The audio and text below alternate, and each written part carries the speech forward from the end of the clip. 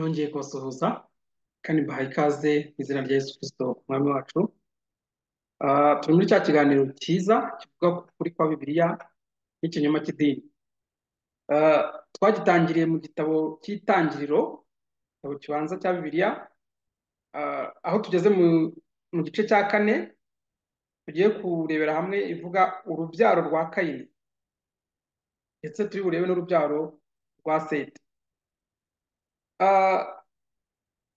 Twamaze kurebera hamwe ibya Kayini na Abeli, ntabwo tubisubiramo. Abantu baze kureba, ababikenera bareba ikiganiro cya 8, nicyo kibivugaho cyane, ariko harimo ubwiru bukomeye cyane, kubera ko Kayini niwe sekuruza w'amadini. Yego, Kayini niwe sekuruza w'abanyamadini, Kayini niwe nkomoko y'idini, Kayini niwe wahimbye ikintu cyo kuvuga ngo guha Imana ibikomoka mu mbaraga zacu, guha Imana, gukorera Imana. Mu yandi magambo, ututubikana turimo gukorera Imana bituruka kuri Kayini. Rero niwe sekuru w'abanyedini bose. Buriya twabonye byinshi, ariko tuzakomeza tunabirebeho, kubera ko harimo ubwiru bukomeye cyane abantu bakwiriye kumva, kuko Kayini niwe wabaye ikivume cya kabiri. Kayini niwe wabaye ikivume cya kabiri nyuma ya Satani, ndetse yirukanwa mu maso y'Imana, ajya nyine gutura kwa Satani, ajya gutura na Satani. Mu gihe Adamu na Eva nabo babyaye nyuma bakomeje kuba hafi y'Imana, nubwo batari bari muri Edeni, ariko Imana yakomeje kubaba hafi, ndetse baravuganaga, ndetse ibyo bageragaho byose babikeshaga Imana. Nyuma nyine tuzabona yuko abo kwa Adamu n'ubundi babandi bari barasigaye hafi y'Imana nabo bivanze nabo kwa Kayini, aribyo bivuga ngo abana b'Imana bivanga n'abana b'abantu, cyangwa se barongora abana b'abantu. Ariko amadini ugasanga kuvuga ngo ni abamarayika ngo baje kurongora. Abamarayika ntabwo barongora. Yesu araho yigeze kubisobanura neza, bamubaza ibyo kurongora, avuga ati mu kuzuka umuntu aba ahindutse nk'umumarayika, ntabwo arongora. Si ukurongora gusa rero, kuko hari n'amadini yigisha yuko mu ijuru ngo Imana bageneye abagore. Amadini menshi yigisha yuko mu ijuru abantu bazarya, mu ijuru abantu bazatembera, mu ijuru abantu bazabyina, mu ijuru abantu bazambara amakamba n'ibiki byose. Biriya byose bavuga, yego, ni ibinyoma. Ntabwo mu ijuru barya, mu ijuru ntibanywa, mu ijuru ntibambara, mu ijuru ntibasokoza, mu ijuru ntabwo biriya byose idini rikubwira ntabwo bihaba. Yego, mu ijuru biriya byose mu idini bakubwira ntibihaba. Kuko Pawulo we yigeze kwerekwa, aravuga ngo ikitarigeze kwinjira mu matwi yawe, ibitarigeze byinjira mu matwi yawe, ibyo ubwonko bwawe butigeze butekereza, ibyo amaso yawe atigeze abona, nibyo uzabona mu ijuru. None urimo urashakira bya bindi wirirwa ureba mu isi, bya bindi ubona, ukavuga ngo tuzabisanga mu ijuru. No, kujya rwose. Twikomereze turebe urubyaro rwa Kayini. Haravuga ngo guhera ku murongo wa 16 w'igice cya 4 itangira, aravuga ngo nuko Kayini ava mu maso y'Uwiteka, atura mu gihugu cy'Inodi mu ruhande rw'iburasirazuba bwa Edeni. Urumva, hose ni mu isi, ariko agiye iburasirazuba bwa Edeni. Yego, mbese ubwo ngubwo twibaza sasa, mu burasirazuba bwa Edeni, nyamara avuye mu maso y'Uwiteka. Ni ukuvuga ngo byanze bikunze, ni ukuvuga ngo ntabwo aho Adamu na Eva Imana yari yarabashyize hanze ya Edeni, aho yahuriraga nabo, aho yazaga kubaganiriza no kubahumuriza, ntabwo ari muri urwo ruhande Kayini yagiyemo. Yego, byose hose ni hamwe, ariko ntabwo haregeranye, ariko ntabwo hivanze, baje kwivanga nyuma. Impamvu mbivuze ni ukugira ngo abantu bibaze hari base nk'abatekereza kuri iki kintu niba Kayini yaragiye iburasirazuba bwa Edeni, ubwo ngubwo Adamu na Eva bari mu ruhe ruhande rw'ingobyi? Ku murongo wa 17 haravuga ngo kandi Kayini atwika umugore we inda abyara Enoki. Ni ukuvuga ngo Kayini yajyanye n'umugore. N'aha ngaha ni ibintu dukwiriye gutekerezaho, sibyo? Ni ibintu dukwiriye gutekerezaho kubera yuko impamvu dukwiriye kubitekerezaho, idini hari ukuntu dufata rikaduhuma amaso abantu ntibatekereze. Tugeze kubona yuko hari abandi bantu Kayini avuga ko atinya yuko bazamwica, yego, aho Imana yari imwohereje cyangwa se aho yari agiye kubera amahitamo ye. Twaje kubona ko hantu ari kwa Satani, yego, kuko Satani ni umwicanyi, niko Yesu yavuze, kandi nako kuri. Kayini yishe Abeli, ubwo nawe ahindutse nka Satani, agomba kujya mu bicanyi bagenzi be, sibyo? Hanyuma Kayini si we bivuze gusa. Ushobora kwibaza yuko Kayini yibeshye, ariko twabonye ko n'Imana ibikonfirima ku murongo wa 15, aho ivuga ngo Uwiteka abwira Kayini ati nicyo gituma uwica Kayini azabihorerwa karindwi, kandi Uwiteka ashyira kuri Kayini ikimenyetso kugira ngo hatagira umubona akamwica. Mbese aho Kayini yaragiye kuzerera, kuko yarahindutse inzererezi, yarahindutse igicamuke, yarahindutse ikivume, aho ngaho yaragiye, yego, aha ngaha banatubwiye ngo yajyanyeyo n'umugore we. Aho hantu bicana ni hehe? Ni kwa Satani. Ni kwa Satani. Yesu yigeze kubibwira rwose abanyedini, bamuzengereje aravuga ati muri abaso Satani, kwerekera ko Satani ni umwicanyi. Ibyo agambirira namwe nibyo mugambirira, ibyo akora nibyo mugambirira. Uherekera ko uwo ni umwicanyi, uwo ni umunyabinyoma. Mpora mbabwira ko abanyedini cyangwa se idini aho riva rikagera, amadini aho ava akagera, ari abanyabinyoma. Rero ntabwo ushobora gutandukanya ubundi idini na Satani, ntushobora kubitandukanya rwose. Buriya idini rivuga ubutumwa bw'ikuzimu cyangwa se bwo kwa Satani. Ikuzimu n'ubundi ni mu isi. Ubwo ngubwo hano bavuze ngo ni iburasirazuba bw'ingobyi ya Edeni. Ikuzimu naho Satani atuye, ni mu bwami bwa Satani nyine, sibyo? Abo uzabona bose bakora ibyaha, abo uzabona bose bafite ubwoba bwo kuzarimbuka nk'ubwo Kayini yari afite, cyangwa se nk'ubwo Kayini yagaragaje igihe Imana yamusangaga, ni ukuvuga ngo n'ubundi ni ba bandi abanyabwoba n'abatizera. Bishobora ko banezeza Imana, ntibishoboka.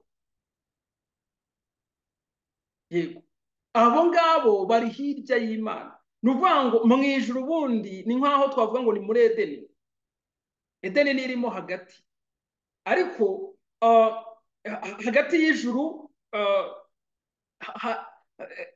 isi nanone hari isi irimo ibice bibiri. Ni ukuvuga ngo ingobyi ya Edeni irimo hagati n'ubundi, sibyo? Ni ukuvuga ngo abava ku ruhande rwa Kayini ntibishoboka ko binjira mu bwami bw'Imana, ntibishoboka ko binjira muri Edeni. Kugira ngo uve mu ruhande rwa Kayini, aho Kayini ari mu bwami bwa Satani, wemererwa kwinjira mu bwami bw'Imana, bigusaba kubanza ukongera ukagaruka kuba umuntu mwiza, gukora nka ba Seti nk'uko tuzabibona, gukora nka ba Nowa, bigusaba kubanza ukagaruka hahandi. Kugaruka hahandi n'ubundi ntabwo biba automatique ngo bikwinjize mu murima wa Edeni. Mu ngobyi ya Edeni ariho mu ijuru, aho noneho ubana n'Imana uyireba amaso ku maso, yego, ni ukuvuga ngo bigusaba noneho ho kujyanwayo na Kirisito, sibyo? Ko bigusaba kujyanwayo na Kirisito. Ni Kirisito, ni igitambo cya Kirisito kikwinjiza, sibyo? Biragusaba rero kuva kwa Kayini uza mu ruhande rwa Abeli, biragusaba kureka imirimo yawe. Biragusaba kureka imirimo yawe. ukabaho ubeshejweho n'Imana, ukabaho uhimbaza Imana, ubona yuko byose ari Imana yonyine, sibyo? ariko mu ruhande rwo kwa Kayini nyine ari narwo rwo kwa Satani, bo bigisha, ari narwo rw'idini, bo bigisha yuko umuntu akora imirimo myiza hanyuma akazemererwa kwinjira mu ijuru. Biratandukanye rero, mu ruhande rwa Adamu, mu ruhande rwa Eva, mu ruhande rwa Abeli, mu ruhande rwa Seti n'urubyaro rwa Adamu rwose, ko hari aho mu gice cya 5 turabona ko bavuga urubyaro rwa Adamu ntabwo Kayini bamuvugamo. Ubu ngubu turimo turareba ku rubyaro rwa Kayini. Kayini yari aremye igisekuru cye. Yego, Kayini igihe yicaga Abeli yari yitandukanije na Adamu na Eva.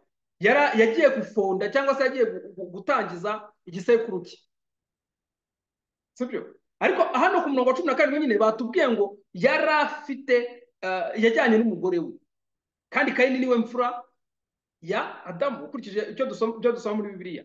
Uwo mugore yavuye he? Naho wibaze cyane, byanze bikunze Kayini, uyu mugore nta shiti, nta gushidikanya, uyu mugore Kayini yari yaramurongoye mu rubyaro mu bana ba Satani.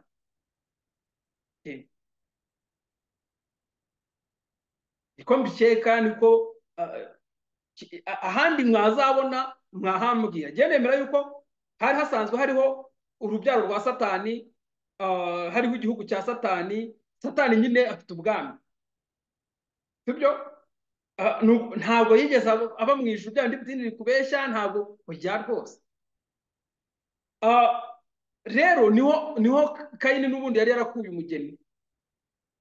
Ibisa birasabirana, ko mu Kinyarwanda bavuga ibisa birasabirana. Kayini w'umwicanyi yari yarashatse kwa Satani abicanyi, sibyo? Mu Rwanda rwa Yohana igice cya 3 rwose baravuga ngo abana b'Imana baribo n'abana ba Satani baribo, barisobanura. Kandi Yesu nawe yaravuze ngo muri abaso Satani, abwira abanyedini. Ntabwo yabibwiraga, na hamwe yigeze abibwira abo mu madini bita abanyabyaha, nta namwe yigeze abibwira abakoresha b'ikoro cyangwa indaya. Oya, nta na hamwe yigeze ababwira ayo magambo. Ayo magambo yabwiye abanyedini, ba bandi bazi yuko imirimo bakora, imirimo myiza bakora ari izabageza mu bwami bw'Imana. Ndetse Yesu hari aho yababwiye muri Matayo, ntabwo nibuka igice neza, nibutse igice neza, aho avuga ngo mwanze kuza ngo mbaho ubugingo. Akarondora ibyo bakora byose byiza, ariko akavuga ngo ariko mwanze kuza ngo mbaho ubugingo. Ni muri Yohana. Rero dukomeze hano, ngo baratubwira ngo kandi Kayini atwika umugore we inda, abyara Enoki. Yubaka umudugudu awitirira umwana we Henoki.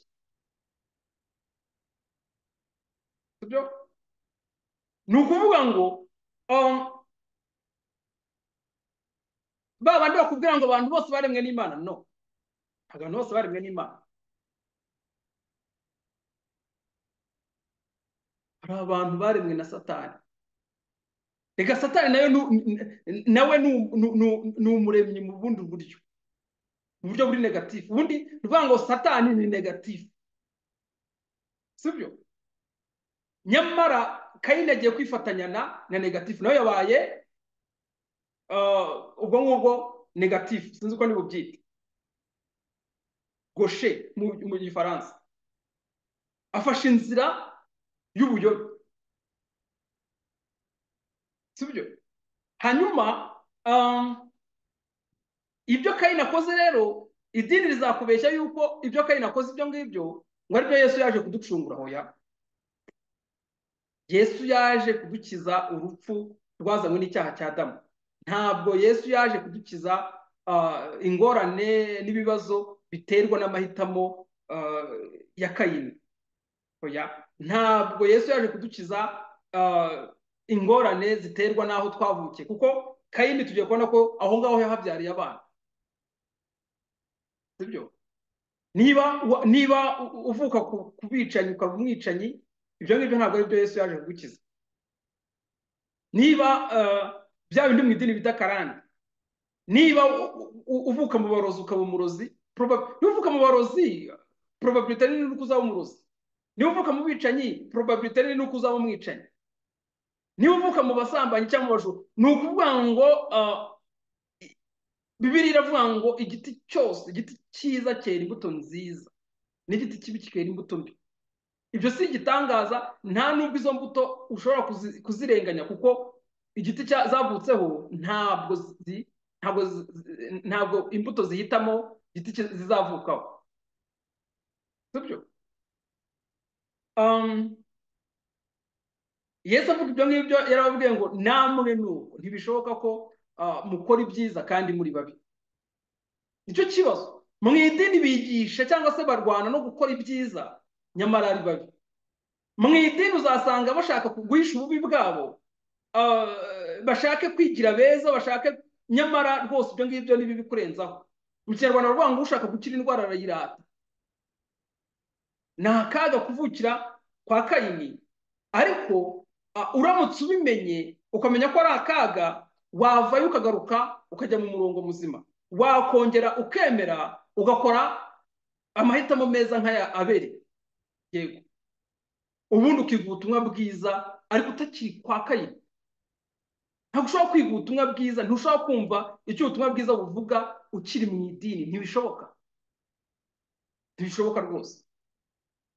Hano ku murongo wa 18 ngo Henoki abyara Iradi, Iradi abyara Mehuyayeli, Mehuyayeli abyara Metushayeli, Metushayeli abyara Rameki, Rameki arongora abagore babiri, umwe yitwa Ada undi yitwa Zira. Ada abyara Yabaru, abasekuruza b'abanyamahema baragira inka. Murumuna we yitwa Yubaru, abasekuruza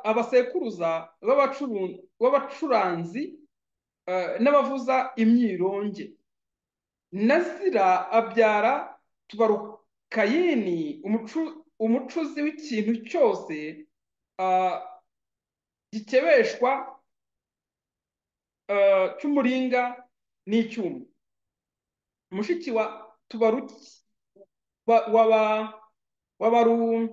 Tubarukayini yitwa Nama cyangwa Nama. Rameki abwira abagore be ati, Ada na Zira, nimwumve ijwi ryanjye. Baka Rameki, nimutegere amatwi amagambo yanjye. Nishe umugabo muhora kunkomeretsa, sibyo? Nishe umusore muhora kuntera imibyimba. Ni ukuvuga ngo bene Samusuri bose bavukana sunzu. N'umuhungu cyangwa se umwuzukuru wa Kayini yabaye umwicanyi nka sekuru, sibyo? Ni ukuvuga ngo yakomeje kugira amahitamo mabi nka sekuru. Ariko noneho mvu ikintu kibabaje, ari nacyo kibabaje ku banyedini bose, sibyo? Yarababwiye ngo, yabwiye abagore be n'abana be, ntabwo ikibazo ari uko yashatse abagore babiri, no, ntabwo ikibazo ari uko yabyaye abana benshi, hoya, ahubwo yarababwiye ngo yishe umugabo amuhora kumukomeretsa, ndetse yica umusore amuhora kumutera imibyimba. 24 rero, cya kindi mu idini bakubwira ngo jyewe ngo ni umusambanyi, ngo ariko ngo Imana yarambabariye. Barakubeshya. Kandi bakubwira ngo jye nari umwicanyi, rwose ngo nta muntu wakwica abantu ngo kurusha Pawulo. Ntaho bihurira, sibyo? Pawulo ntabwo ari umwicanyi mu rwego rwa Kayini, oya. Ntabwo Dawidi ari umwicanyi mu rwego rwa Kayini, oya. Kuko hari ukwica ubitewe n'ubugome, ubitewe n'ishyari, ubitewe n'umujinya, bya bindi bya Kayini byatumye yica Abeli. Ntabwo yishe Abeli kuko amwanga mu by'ukuri, ariko urumva biratandukanye rero. Abo ngabo bose mvuze, bamwe babaga batabariye igihugu, abandi babaga barimo kwirwanaho, yego. Nka Pawulo we noneho yari azi yuko arimo rwose kugira gute kunezeza Imana, hari abantu barimo gusebya Imana.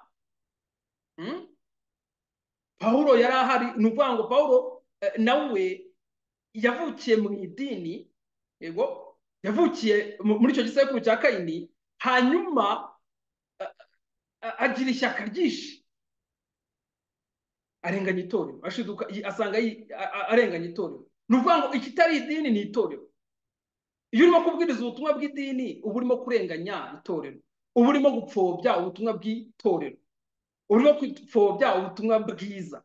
Iyo urimo kubwiriza ubutumwa bw'idini, yego, nubwo waba urimo kubwiriza ibintu byiza rwose.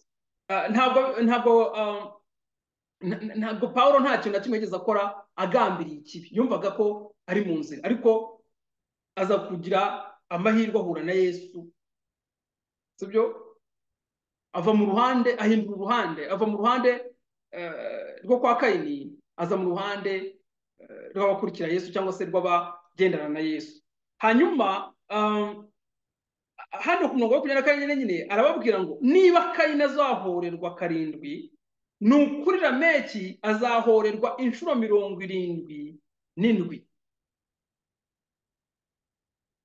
Yego,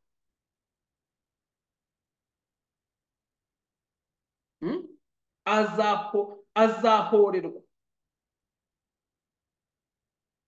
Mu idini urabona abantu barimo kwigisha abandi gukora ibyaha, umuntu ukumva yakoze amahano, ubundi yakagombye guceceka. Biravuga ngo habe no guhunga mu maso. Hari ahandi kuvuga ngo uretse no kubikora ngo bashima ababikora. Uyu munsi none kuvuga ngo za channel zose zivuga ko zivuga ubutumwa bwiza, za zindi bishakira za views n'umugati, kubishaka si bibi, ariko kubishakisha ibinyoma ubeshyera Imana ni akaga. Kuririmba ugasanga abantu bararirimba ariko barimo baririmba ibintu bidafite rimwe na kabiri. Ugasanga umuntu afite ubuhamya bw'ibibi yakoze, ntagire n'isoni, ibintu biteye isoni rwose. Ko umuntu w'umubyeyi ahagaze imbere y'abantu bo kubabwira ko yarongowe n'abagabo bari hejuru ya 200, afite abana, afite abuzukuru, biba biteye isoni. Yego,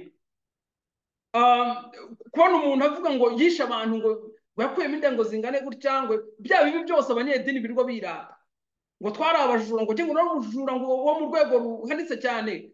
Donc nishe abantu bangana gutya na gutya. Donc we ariko yangiza akagobekamo akakanda akavuga ngo Imana yarambabari, ngo narabyihaniye, ngo Imana irambabari, ngo nagiye ngo nasanze umukozi w'Imana ngo aransengera ngo ndababarirwa. Reka mubwire, ntabwo ibyo byaha bimeze gutyo wakoze ubizi neza ko urimo kubikora, nongera mbisubiremo, ntabwo bibabarirwa. Ntibibabarirwa rwose. Komeza wishakire views, komeza wishakire kumenyekana, uzamenyekana. Benshi bamaze kumenyekana, urumva hari abatamenyekana kandi batigeze bakora ibyo ngibyo. Nicyo gitangaje cy'idini. Mu idini kubera kiba promoting abantu b'inkozi z'ibibi. Kuki mu idini tubona abantu tuzi ubuhamya bwabo ari abantu babi gusa? Kuki nta muntu mwiza bajya batunga mikoro? Ni ukubera iki? Ni ukubera iki? Kuki abantu batajya babitekereza hari? Kubera iki abatanga ubuhamya bazwi, bazwi rwose ku rwego rukomeye, bazwi n'abantu benshi? Kubera iki ari abakoze ibibi? Ni ukugira ngo cya kinyoma cy'idini cy'uko Imana ibabarira ibyo ngibyo, urumva, abantu nyine bakomeza babikore bumva nta kibazo bafite, kubera ko Imana yababariye na kanaka, Imana yababariye na kanaka. Niko ubona isi igenda iba mbi. Kuko niba umuntu avuze ko yaryamanye n'abagabo 500, kuryamana n'umuhungu umwe cyangwa n'umukobwa umwe nta kibazo. Niba umuntu avuga ko yari umutinganyi, akajya hariya agahabwa mikoro ku ruhimbi, hicayemo abantu batari yaryamana utarigeze aryamana n'umugabo cyangwa n'umugore utari uwe, akaba atarahabwa mikoro, ariko umutinganyi ubyiyemerera akaza agahagarara ku ruhimbi. ubundi ikizira cy'umurimbuzi mutegereje ni ikihe mu madini? Ni ikihe? Ni ukuvuga ngo niba ubutinganyi buvugirwa imbere ku ruhimbi hariya, niba uyu munsi wa none idini ibibazo barimo kudiringa nabyo ari iby'ubutinganyi, ni iby'ubusambanyi, ni ukureba mbese twabigenza dute, buriya se twabigorora dute, buriya no, ntabwo ibyo ngibyo nyine ni ikibazo gikomeye, kuko niba bikorwa n'abanyedini, niba bikorwa mu madini, ukwiriye kumenya aho uri ahariho. Burya Imana irashaka kumenya aho uri ahariho, kuko Bibiliya ivuga ngo ntabwo bizashoboka ko uwo munsi uzaza wishurwa uwo munyabugome kutarabaho. Yego, abantu biriya byose twirirwa tureba, abantu barwanira mu nsengero, abantu bagambandana, bya bindi byose bikorwa n'abanyedini n'abakozi b'Imana, nta kindi bigambiriye, ni ukugira ngo ahari za nzirakarengane ziri mu idini, ba bandi bavukiye mu madini, ba bandi bagiye mu idini buhumyi, ni ukugira ngo hari barebe, batekereze, bibaze ngo aha hantu turi ni akaga, basohokemo birukanka bahunge, sibyo?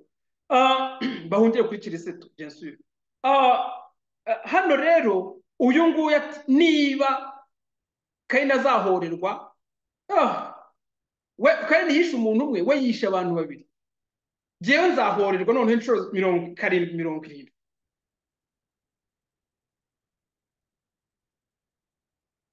Ubwo se nyuma yaho nyine ubwicanyi niko bwagiye bwiyongera, bwimultiplier. Kayini yishe umuntu umwe, uretse ko umwe ari mwinshi, kuko bari abantu bane, yishe kimwe cya kangahe, cya kane, urumva? Ariko burya nawe yarapfuye, yishe kimwe cya kabiri rwose, niho yarapfuye. Niho uri buza kubona ko mu gice cya 5 bavuga urubyaro rwa Adamu, Kayini niho amushyiremo. Kayini yishe Abeli mu buryo bw'umubiri, ariko uwe yarapfuye buheriheri, ni ukuvuga ngo we yaragiye burundu. Yego, yarapfuye ahagaze. Mu Kinyarwanda ubundi hari icyo bita gupfa uhagaze, nyine kwica. Yarapfuye nyine, we ubwe yari yiciye ku muryango, yari yiciye, ntabwo yongeye kubarurwa rwose mu rubyaro rwa Adamu. Mu gice cya 5 muharebe neza, ntabwo Kayini bamuvuga. Yaragiye, yariciye, yahindutse igicibwa, hanyuma aragenda ajya kujya gute, gufonda cyangwa se gutangiza igisekuru cye, ariho hakomoka amadini. Abashinga amadini bakomoka muri icyo gisekuru cyo kwa Kayini. Hanyuma hahandi abantu birata ibibi bakoze, baza kuvuga ngo Imana irabibabarira. No, ntabwo Imana ibabarira rwose. Ntaho bigeze bakubwira ko Imana yababariye Kayini, bakubwira ko Imana yababariye uno mugabo urimo kwirata ibi ngibi. Hoya, nta na hamwe. Imana ikintu yatubabariye, yego, ni icyaha cya Adamu, kandi nabwo si ukutubabarira gusa, habayeho kuva ku maraso ya kirisitu.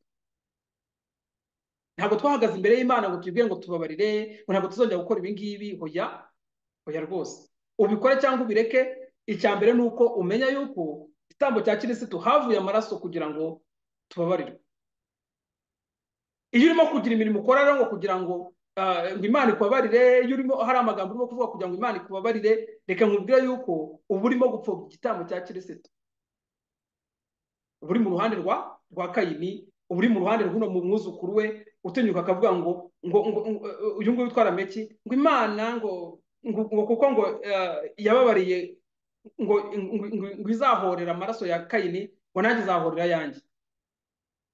Yego, ntabwo yigeze apfa kuntuza. Kayini yararambye rwose. Hano batubwira ko yamaze imyaka myinshi, ariko akabyaramo abahungu n'abakobwa, ariko ntabwo bivuze ko yababariwe. Oya, ntabwo yababariwe, ategereje kuzarimba.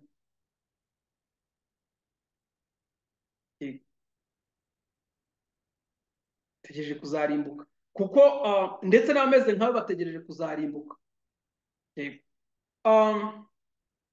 Reka urubyaro rwa Kayini nyine ni uko nguko, gusa urubyaro rwa Kayini two kurureba muri ano mazina turimo gusoma hano, urubyaro rwa Kayini tubone mu buryo bwagutse, tubone mu buryo bw'amadini, babandi bigisha abantu gukora imirimo myiza kugira ngo bazajye mu ijuru.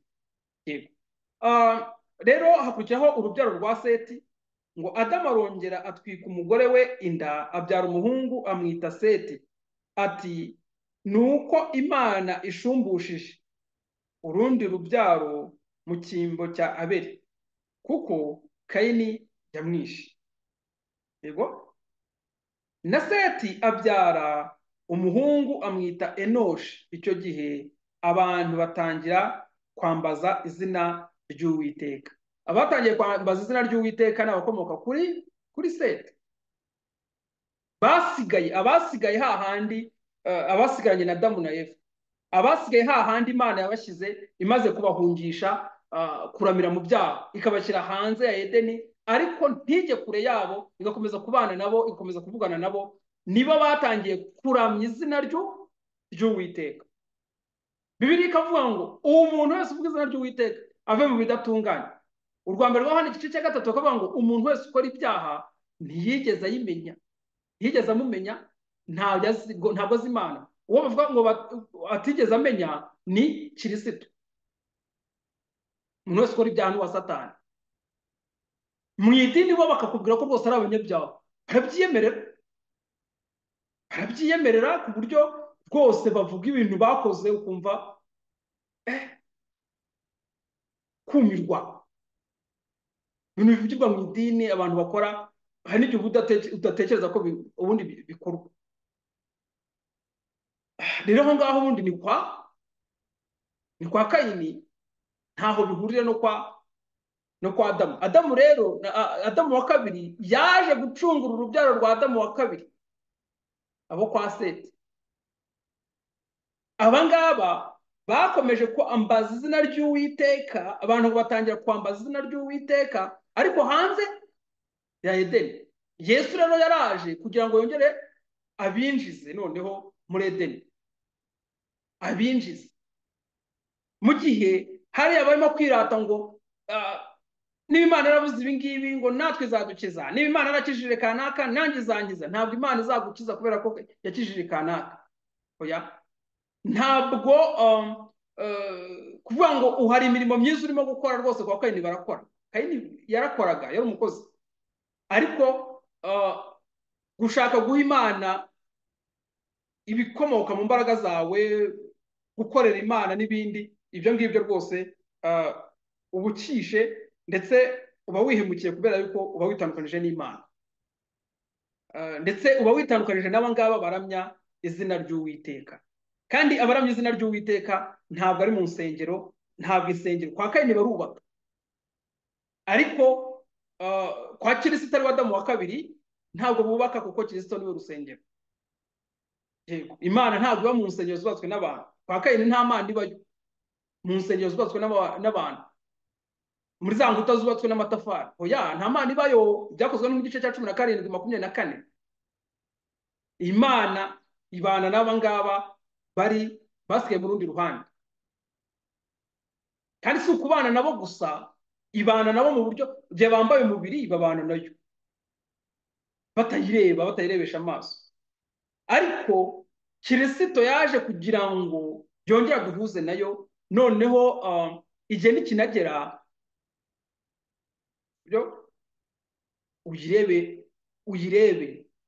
tuyireba n'amaso yacu neza. Ariko igihe ugifite amaso y'umubiri ushobora kuyireba, ibyo ntibishoboka. Gusa mu kwizera turi kumwe nayo, ihorana natwe mu kwizera. Mu mwuka Imana ihorana natwe. Ntabwo dutegereje ko izaza. Oya, ntabwo dutegereje ko izaza. Kwa Kayini iyo apfuye baravuga ngo Imana iramutwaye, ariko umwicanyi ni Satani. Iriya Mana abantu itwara abantu ibishe ni Satani, ntabwo ari Imana. Ni Satani. imana irazura ahubwo. Imana iyo ije irazura.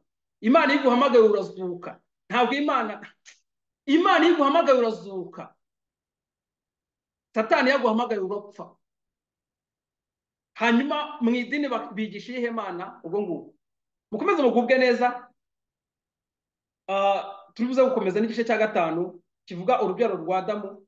Nta Kayini urimo. Kayini ntabwo arimo rwose. Mukomeze mugubwe neza kandi mukurikirane ibiganiro byacu.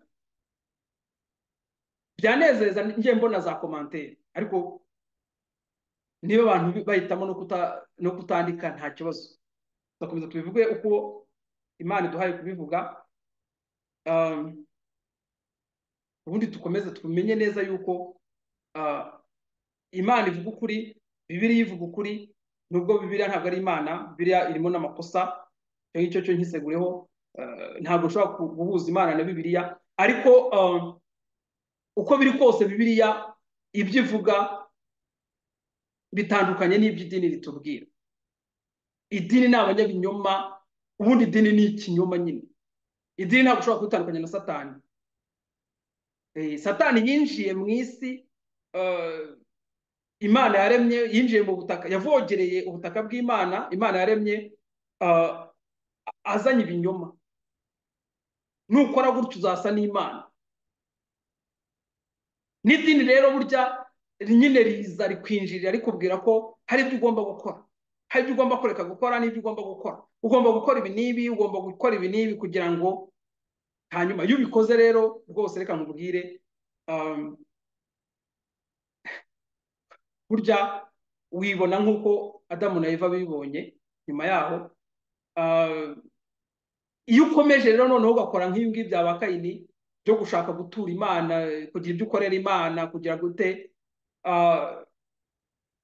byo noneho biba bibaye ibindi bibi cyane, kuko ubuciro w'iteka burundu. Kuko muri Yohana igice cya 3 baravuga ngo abangaba baciriweho iteka ngo umucyo waje mu isi, abantu banga umucyo ahubwo bigumira mu mwijima, bikundira umwijima kurusha umucyo. Yego, kwibaza yuko hari ibyo wakorera Imana kugira ngo wemerwe rwose ni ukujya mu mwijima, ahubwo umwijima w'icuraburindi. Nta museke uzagutambikira. Umuseke utambikira abari mu ruhande rwa Abeli, mu ruhande rwa Adamu na Eva. Yego, nta hantu hamwe tubona Adamu na Eva bigeze batura Imana, hari icyo baha Imana, hoya nta hamwe. Sibyo? Rero nimukomeze, mureke dukomeze dusome Bibiliya kandi twige Bibiliya, dusabe Imana kandi tubere ubwenge, kuko Kristo ni ubwenge, niwe bwenge bwacu, niwe imbaraga zacu, niwe bugingo bwacu, niwe byishimo byacu. Yesu ni byose kuri twebwe. Yego, dukomeze dutandukanye ikinyoma n'ukuri, dutandukanye umwijima n'umucyo, tube abana b'umucyo, tutarangwa n'uburiganya ubwo ari bwo bwose. Yego, tubeho tutishinja ikibi, tubeho turi abantu tuzi neza ko ikiri ku mutima ari nacyo kigaragara inyuma. Wowe kubaho ubuzima bwa bundi ubuzi neza ngo iki nicyo kizima, ariko kubera inyungu, kubera ibyo ugambirira kugeraho, ibyo ushaka kugeraho, ugakora ikinyuranye n'icyo umutima wawe urimo kukubwira ko aricyo gikwiriye gukora. Dukomeze kutugubwe neza mu izina rya Yesu. Amen.